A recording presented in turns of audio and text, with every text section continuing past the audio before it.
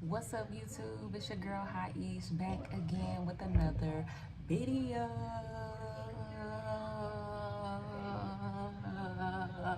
And I'm in the last few hours of my job, y'all. Last couple hours, just returned from my last break. And I decided it's time to make another video because I want to stay ahead. Right now, I'm 2 weeks ahead when it comes to my videos, but there's some other things that I need to do to get on track. When it comes to HiiEishh, I am working on being consistent on the Instagram account so that I can build up my following through Instagram on my HiiEishh hair platform. The regular HiiEishh IG is now kind of like just my regular personal IG, like it should be, and it's private so that I can be who I want to be. You know what I'm saying? And I just be, more professional on my other platforms, essentially. Yeah, so I wanted to come on because it has not necessarily been a month yet, but it's going on a month. They are supposed to be telling us soon if we're going to be extended or not based on our performance and whatnot. So I am getting a little antsy for that. I ain't gonna lie. If they decide that they don't want to move forward with me, your girl gonna have to hit the bricks hard with the job hunting because I have nothing else lined up. Or I'm gonna have to bust my ass with Dark Phoenix and make that thing shake, which I don't really know, what else I can do.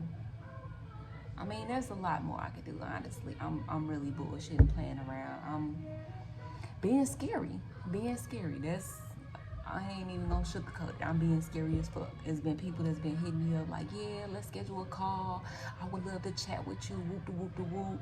And as soon as like you get to talking like that in my inbox, that's the quickest way for you to be ignored. Why do we need to talk verbally about something that can be said through text or through written message? Like, what are we doing?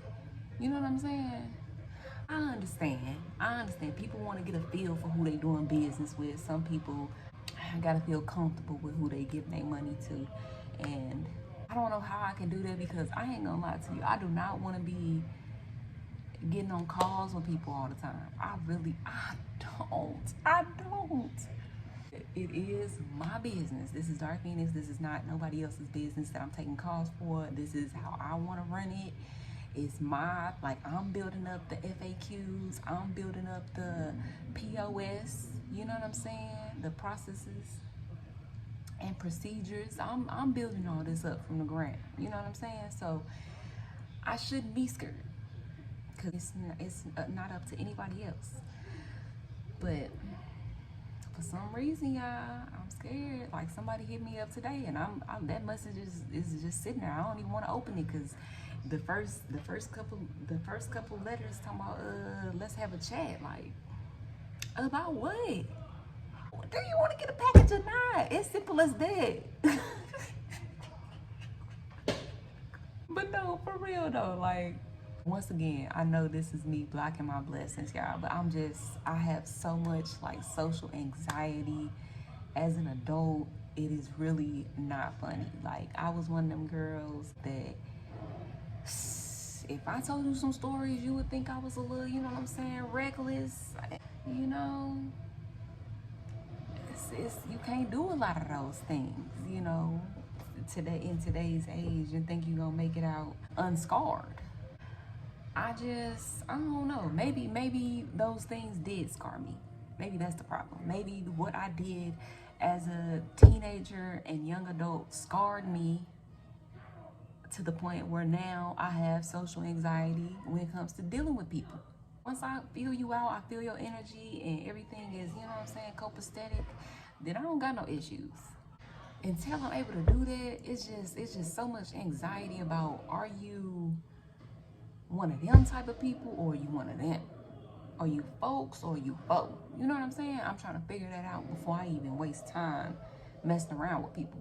That's why I really want to kind of remove myself a lot off of Dark Phoenix and start paying other people to do the things that I need done. But right now, HR ain't really got no money for all this. I can't do that right now. What am I gonna do with my hair next, y'all? I don't know. Probably another twist out or another braid out. I don't know. But I gotta do something. But yeah, that's what I was about to say. Like, so anyways, I've been on this job for almost a month. Soon they're gonna be telling me whether I get to stay on with them or if they give me the boot after the end of my contract. And I just wanted to give a review of this position real quick. Give a rundown of some things that you should be looking for when you decide to enter the work world, or some things you maybe should question, you know, as I do this review. I got this position through a temp agency, and I personally favor temp agencies because they get you placed fairly quickly. And usually when I'm looking for a job, that's what I'm looking for. So that's who I turn to first. But yeah, I went through a temp agency and I actually applied for some different jobs, but they ended up calling me and telling me about this position, which I'm essentially a data entry specialist, but they also have put a position title as catalog analyst or catalog auditor.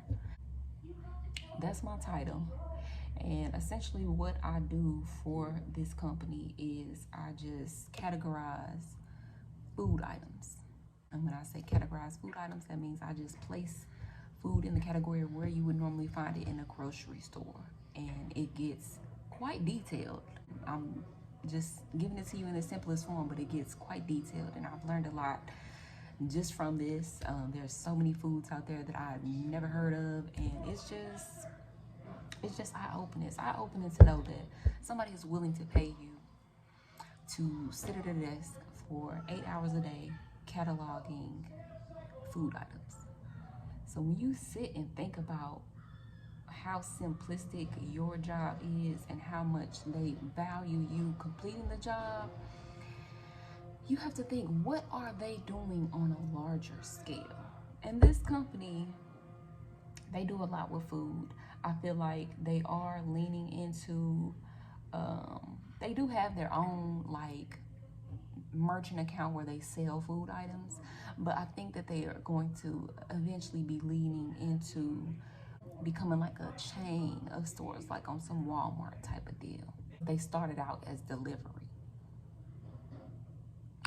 Anyways, so yeah, it's very simple. When they told me about it, and you know, normally when you go through a temp agency, they tell you about it and you have to interview with the client before you can actually get the position, not just with the temp agency. So when the client called me and did their interview, it wasn't even really an interview. She just asked me a couple questions as far as, I guess it was interviews, and she did ask questions, but it just wasn't a normal interview. Like I literally practiced getting ready for this interview, like coming up with scenarios just in case she asked me about my experience with Google Sheets and Excel and whoop, whoop, whoop. She didn't even really go into detail like that. She was just like, do you have experience? And then she essentially just went into what the position was about, gave me the rundown on what they're looking for and how you can have another job if you want to. They only really care about if you getting the job done, and most likely you'll get moved over as long as your numbers is meeting. And you could tell it was a black chick. And I always appreciate when I talk to other black people, because it's usually that type of energy once they pick up the, you know what I'm saying, pick up the vibes over the phone. Okay, so yeah, they gave me the position. I'm just now got my work computer. This is their work computer, and I've finally been able to charge up my MacBook. Thank God. I've been doing it from my personal computer, and it was pretty easy to do from my personal computer too. I would have probably kept doing it if I didn't get that stupid virus on it. I don't even know if it's really called a virus. It really just is a lot of pop-ups, and as long as I don't do anything further clicking on something with those pop-ups, I think I'm good. But it's just annoying, and I don't even like that computer anyways. That's neither here nor there. Yeah, so the job is very, very simple. It's just a tedious, repetitive, boring role. Like, after doing it for a couple hours, your eyes can hurt, you get tired, you get sleepy. You trying to keep yourself up, so you probably should listen to music, but the type of music I listen to, I don't really think it's very appropriate for my kids, so I don't try to play it too much out loud for them to hear it and catch up on those words. I like them to hear things I don't mind them repeating. If you get what I'm saying. And yeah, since it is through a temp agency, usually whenever you start through a temp agency, the position is a contract role. So you don't receive any of the benefits that you would get as a full-time or part-time employee of the actual company. So that means no holiday pay.